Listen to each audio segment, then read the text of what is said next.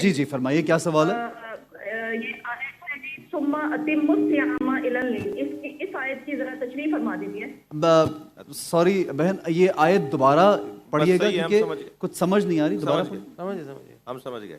اچھا آواز کلیئر آ گئی؟ اتموا الصیام الی غسق اللیل۔ جی جی جی جی علامہ صاحب جی فرما رہے تھے کہ اس کی تشریح و تفسیر، یہ تو الی اللیل کا جو عنوان ہے نا کہ روزہ مکمل کرو رات تک، تو شاید ان کے پیش نظر جو سوال ہو وہ یہ کہ کیونکہ روزہ کھولنے کا جو وقت ہے وہ قرآن میں لیل کا لفظ آیا ہے کہ لیل رات تک روزے کو مکمل کرو۔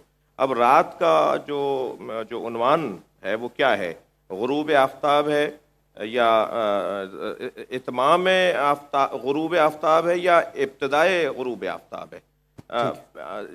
یعنی ہم سنی شیعہ ہم سب وضو بھی قرآن کی آیت سے ہی کرتے ہیں، اسی آیت سے ہم بھی دلائل قرار دیتے ہیں، اسی آیت سے احناف بھی، یعنی حسن یہ ہے کہ قرآن کی ایک ہی آیت سے وہ جو تفسیر ہے جو ہم عمل کرتے ہیں، اور روزے کا بھی یہی جو سورج ڈوبنا شروع ہوتا ہے نا، جی تو بعض احباب اور بعض اہل علم کا کہنا یہ ہے کہ جو اور نظام شمسی والے بھی بتائیں گے کہ سورج جب ڈوبنا شروع ہوتا ہے تو سورج کے مکمل غروب ہونے میں کوئی 8 منٹ 10 منٹ کا وقت لگتا ہے۔ ٹھیک ہے، جب ابتدا ہوتی ہے غروب کی تو وہ غروب کا اطلاق ہو جاتا ہے، رات شروع ہو جاتی ہے۔ ٹھیک ہے، لہٰذا جب وہاں روزہ کھول لیا جائے اہل احناف کے مطابق تو ان کے نزدیک وہ ٹھیک ہے کیونکہ رات کا آغاز ہو گیا۔ ٹھیک ہے، لیکن جب سورج مکمل ڈوب جاتا ہے تو وہ جو 8-10 منٹ کا دورانیہ جس میں اہل تشیع 8 منٹ 10 منٹ بعد روزہ کھولتے ہیں تو وہ بھی رات کا ہی عنوان ہے۔ تو گویا وہ جو رات کا جو شرط قرآن نے لگائی ہے تو رات کو وہ بھی مانتے ہیں، رات کو وہ بھی مانتے ہیں۔ بہت خوبصورت انداز میں علامہ صاحب نے یہ بات ایکسپلین کی، اور یقیناً